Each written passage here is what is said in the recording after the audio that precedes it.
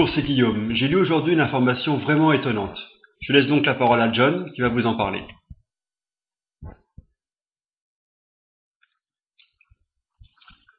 Oui, Guillaume, c'est à propos de Pavel Globa, qui est un astrologue russe, né en 1953 et réputé en Russie pour la fiabilité de ses prédictions, 80%.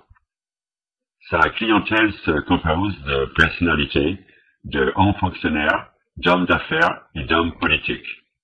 Pavel Globa avait prédit la montée en puissance du duo Poutine-Medvedev, l'effondrement de l'URSS, le 11 septembre et le déclin de Fidel Castro.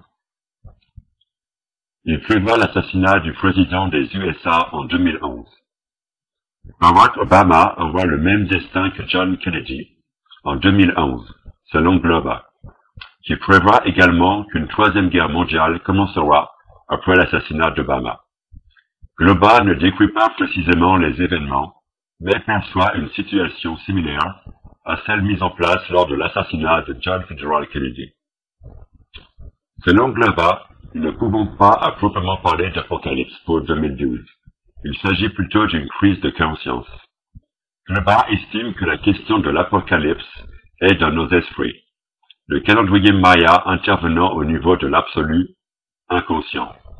Nous avons donc à faire face à une révolution spirituelle.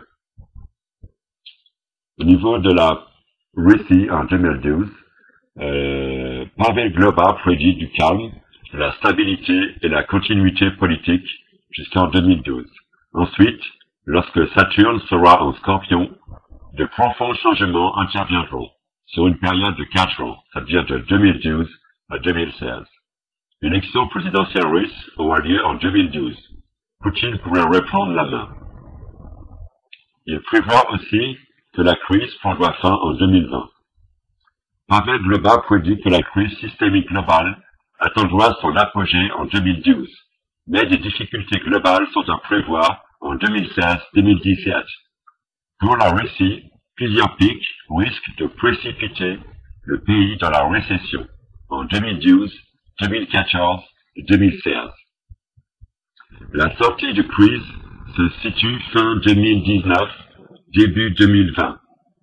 Globa estime que la crise financière se terminera définitivement le 27 décembre 2020.